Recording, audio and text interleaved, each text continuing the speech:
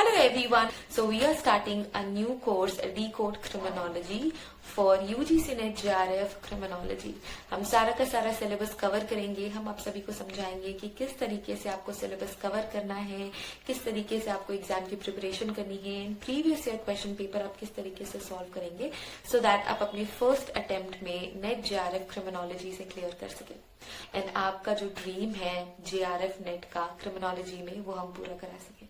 Hi everyone, welcome to today's class. आज की class में हम पढ़ रहे हैं legal aspect on organised crime in India. तो हमें ऑर्गेनाइज्ड क्राइम पता चल गया कि क्या होता है. तो ऑर्गेनाइज्ड क्राइम एक ऐसा ऑर्गेनाइजेशन होता है, इंडिविजुअल्स का ग्रुप होता है जो साथ में काम करते हैं किसी एक पर्टिकुलर क्राइम को एग्जीक्यूट करने के लिए.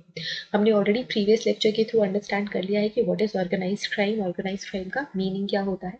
एंड आज के लेक्चर में हम कुछ इंपॉर्टेंट लीगल एस्पेक्ट समझेंगे रिलेटेड टू ऑर्गेनाइज्ड क्राइम. जब हम लीगल लॉ के बारे में बात करते हैं तो हम आईपीसी पढ़ेंगे, एनसीआरपीसी पढ़ेंगे. तो कुछ इंपॉर्टेंट सेक्शंस भी रिलेटेड टू ऑर्गेनाइज्ड क्राइम आज के लेक्चर में हम पढ़ने वाले हैं.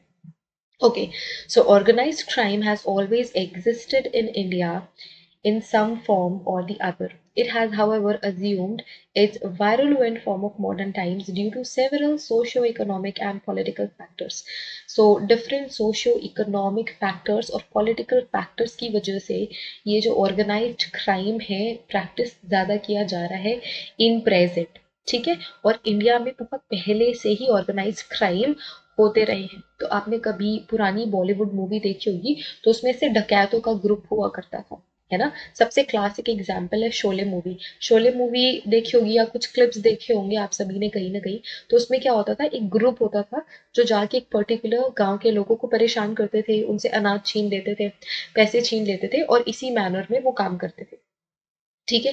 तो पहले से इंडिया में ऐसा हो रहा है, जब कई सारे इंडिविजुअल ग्रुप में इस तरीके की इलीगल एक्टिविटीज को एग्जीक्यूट करते तो वो ऑर्गेनाइज क्राइम हो गया. अभी प्रेजेंट सिनेरियो में सोशियो इकोनॉमिक लेवल पे और सोशियो इकोनॉमिक पोजीशन की वजह से, पॉलिटिकल फैक्टर्स की वजह से, और अभी साइंस ने इतनी टेक्नोलॉजी एडवांस कर ली है, इसकी वजह से भी जो ऑर्गेनाइज क्राइम है बहुत ज्यादा बढ़ गए हैं. अभी आपने रिसेंट टाइम्स में देखा होगा कि ओटीपीज भेजते हैं, आपको कॉल करेंगे एंड बोलेंगे कि आपका जियो की जो सिम है वो बंद हो जाएगी, आपको वेरीफाई करवाना पड़ेगा, आपको लाइक क्यूआर कोड स्कैन करना पड़ेगा, आपको लॉटरी मिलेगी. ये भी एक तरीके का एग्जाम्पल है ऑर्गेनाइज डिजिटल ऑर्गेनाइज्ड क्राइम्स है. ये भी जो भी ऑर्गेनाइजेशन होता है उसमें बहुत ही ज्यादा डिजिटल प्लेटफॉर्म पे होल्ड रखने वाले बंदे काम करते हैं और एक ऑर्गेनाइजेशन में काम करते हैं. ये प्लान बनाते हैं, उसे एग्जीक्यूट करते हैं, उसे इतना रियलिस्टिक बनाते हैं कि जब वो किसी को फोन करते हैं या मैसेज करते हैं तो उनको ये रियलाइज हो जाता है कि हाँ, ये एक प्रॉपर लेजिटिमेट वर्क के लिए मुझे मैसेज आया है. मतलब मुझे मेरे बैंक में केवाईसी करवाना पड़ेगा, वरना मेरा एटीएम कार्ड नहीं चलेगा, मेरा बैंक बंद हो जाएगा, पैसे डूब जाएंगे एंड ऑल दैट. तो ये बहुत इंटेलिजेंट लेवल पे ये काम करते हैं, ऑर्गेनाइज लेवल पे ये काम करते हैं. तो ये भी एक एग्जाम्पल है ऑर्गेनाइज्ड क्राइम का. तो टेक्नोलॉजी बढ़ गई है, ऑर्गेनाइज क्राइम बढ़ चुके हैं, पॉलिटिकल फैक्टर्स की वजह से भी ऑर्गेनाइज क्राइम होते हैं. एंड सोशियो इकोनॉमिक मतलब सोसाइटी एंड इकोनॉमिक. अगर मैं गरीब हूँ, है ना, तो मैं ऑर्गेनाइज क्राइम करूंगी. अगर मैं उसी सोसाइटी से आती हूँ जहाँ पे मैं देख रही हूँ मेरे आसपास सारे के सारे ऑर्गेनाइज क्राइम कर रहे हैं, तो भी मैं इंक्लूड हो जाऊंगी उन ग्रुप्स में, right. So socio economic background is important, political factor is important, science and technology is important. Even the rural India is not immune from it. ऐसा नहीं है कि सिर्फ शहरों में ही ऑर्गेनाइज क्राइम हो रहे हैं, रूरल इंडिया में भी रूरल इंडिया में भी ऑर्गेनाइज क्राइम होते आए हैं और अभी भी हो रहे हैं. ओके, सो इसको हम इंक्लूड करते हैं. सो जो ऑर्गेनाइज्ड क्राइम है ये आता है क्रिमिनल कॉन्स्पिरेंसी एक्ट. सो जो ऑर्गेनाइज्ड क्राइम है वो कवर होते हैं क्रिमिनल कॉन्स्पिरेसी में section 120 A of Indian Penal Code, जिसे हम कहते हैं आईपीसी. आईपीसी का section 120 A, it defines criminal conspiracy. और ये जो ऑर्गेनाइज्ड क्राइम है ये किस में इंक्लूड होता है, क्रिमिनल कॉन्स्पिरेसी में इंक्लूड होता है, जो डील करता है section 120 A of Indian Penal Code. दो चीजें इसमें इन्वॉल्व होती है. When two or more person agree to do or causes to be done an illegal act. दो या दो से ज्यादा जो इंडिविजुअल्स हैं वो इकट्ठे होते हैं और वो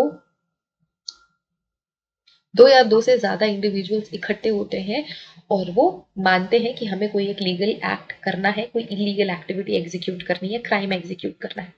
N act which is not legal by illegal means के थ्रू ही कोई एक्टिविटी करनी है. Such agreement is designed as criminal conspiracy, और इसे हम कहते हैं क्रिमिनल कॉन्स्पिरेसी. मैं अपने दो दोस्तों को मेरे साथ मिला लूँ और मैं बोलूँ कि हाँ ठीक है, सबको फोन करके ओटीपी भेजेंगे, ओटीपी लेंगे और सबका बैंक अकाउंट खाली करेंगे, तो ये इलीगल एक्टिविटी है ना. दो से ज्यादा लोग इन्वॉल्व हो गए, तो हमने एक अपना ग्रुप बना लिया. मैं स्क्रिप्ट रेडी करूंगी, कोई और मेरा जो फ्रेंड है वो मैसेजेस भेजेगा या फिर वो कॉल करेगा, है ना.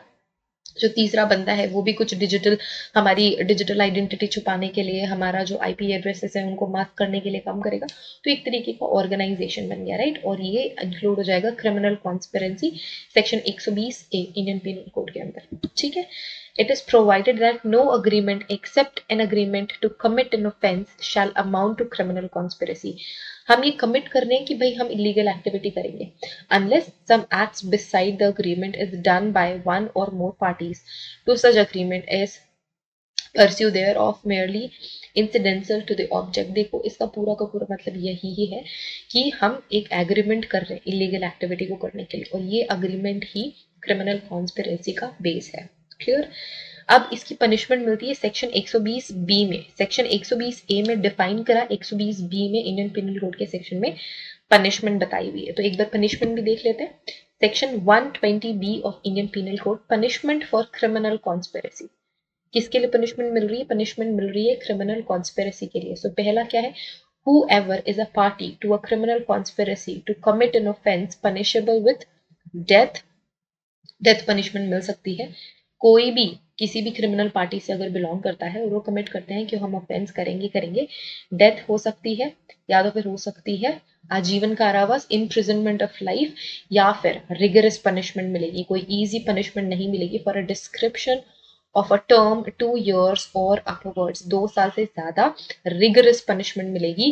And where no express provision is made in the code for the punishment of such conspiracy be punished in the same manner as if he had abetted such offense. और अगर वो जो ग्रुप है उन्होंने कोई क्राइम नहीं भी करा है बट वो उसके पहले ही पकड़े जाते हैं तो भी उनको ऐसी ही सजा मिलेगी एज इफ उन्होंने क्राइम कमिट कर लिया है. Second, whoever a party to a criminal conspiracy other than a criminal conspiracy to commit an offense punishable as aforesaid shall be punished with imprisonment of either description of a term which is not exceeding to 6 months or with fine or with both. ठीक है. कोई भी ऐसी party जो criminal conspiracy के तहत हमने पकड़ी हुई है या फिर जो क्रिमिनल कॉन्स्पिरेसी है to commit an offence punishable,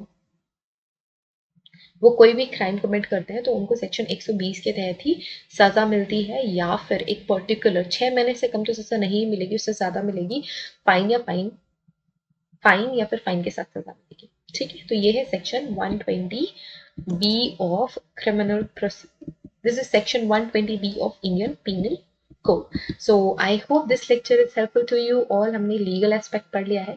In the next class we will learn profile of some organized crime gangs जो इंडिया में रहे हैं. उन सभी criminal gangs के बारे में हम पढ़ेंगे जो कि organized manner में crime किया करते थे in India. Okay, so we are done with this lecture everyone. Section 120B and section 120A of Indian Penal Code and the legal aspect of organized crime.